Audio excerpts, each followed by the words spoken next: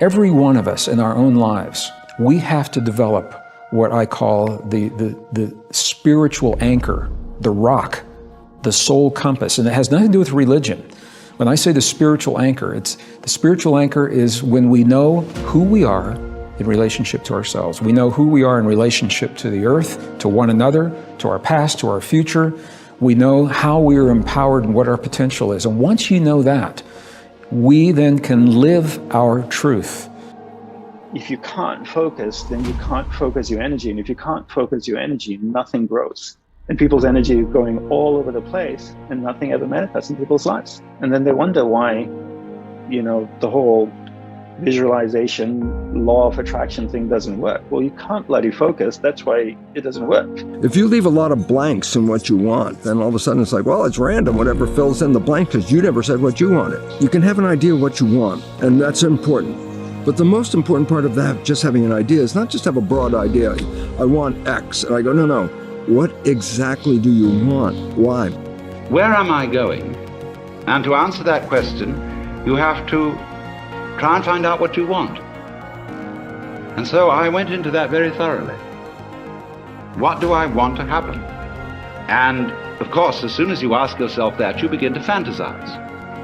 So I simply set myself to thinking through how far we could go. And so I soon found myself at a great push-button place where I had a fantastic mechanism with buttons available for every conceivable thing I could wish. So I spent quite a bit of time playing with those. You go going like that, and here is Cleopatra. And so on, and then press this button, symphonic music. And when, you're like everybody's dream of the Sultan in the palace, you suddenly notice there's a button labeled surprise. You push that, and here we are. You are the creator of your reality, but you are a thinker of it into being, not a doer of it into being. There'll be plenty of action that you'll be inspired to, but that's not the way you create. You create through the conscious flowing of thought. If you wanted to create a new personal reality, a new life, you'd have to change your personality, which means you'd have to start thinking about what you've been thinking about and change it. You'd have to become aware of your unconscious habits and behaviors and even what you say and modify them. And then you'd have to look at those emotions that keep you anchored to the past and decide if those emotions belong in your future. So most people try to create a new personal reality as the same personality, and it doesn't work. We literally have to become someone else. I mean, you're the one with the struggles and with the difficulties, and expecting somebody else to change or something outside of you to get better in order for you to make your life work at this level that I'm calling intention is something you have to really take a hard look at. It's in here.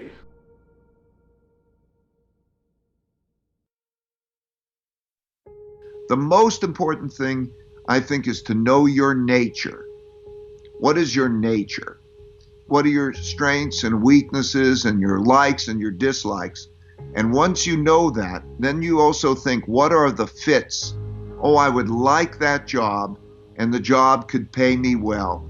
And then you figure out, okay, how do you do it? How do I get to it? Another part of it is the realization that you don't have to make your decisions in your own head. Okay? Now, when you start to realize that you know what you're good at and what you're bad at, that a power comes to you when you start to know, okay, who's the best person to give me the advice, or who's the best person to lead me through this, or when you start to know that you can go beyond what you think and your opinionatedness so that you can triangulate. I call it triangulate with others, so that you find 3 people who are really capable of giving you good advice, who will argue with each other and argue with you so you can see all sides of it and you work yourself through. So it's not just your eyes looking for the path, but it's other people's eyes looking with the path with you, knowing that you're going to have successes and failures. But that power of that collective learning and triangulate well with humbleness is a great power as you go through that cycle. Once you have a fear that you might be wrong, but you have still the audaciousness and courage to go forward, you're a lot smarter than the person who thinks they know. There's a quote that Jefferson said, "He who knows he knows not is closer to the truth than he whose mind is filled with falsehoods." And so when you know that, and then with your character and your determination, you go forward. The smartest people I know are the most humble. The more you learn, the more you realize, oh, I'm eager to take in. So that's right. There are many people who can plan for a simple lifestyle that can be wonderful. Sometimes we acquire these needs that aren't anywhere near as big as we make them out to be. You know, do you have a bed to sleep in? Do you have food to eat? Do you have basic health care? Okay, if you start to think, okay, what are my needs that I really need and I'm okay? And how can I make provisions for those needs? Then once you've got that in your mind, you're free, okay? You can go beyond that. You may say, listen, I can do that for a year or 2 years or a month or whatever.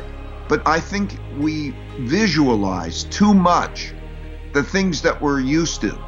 One of the good things about this exercise is that it brings you back to basics. You can be brought to basics.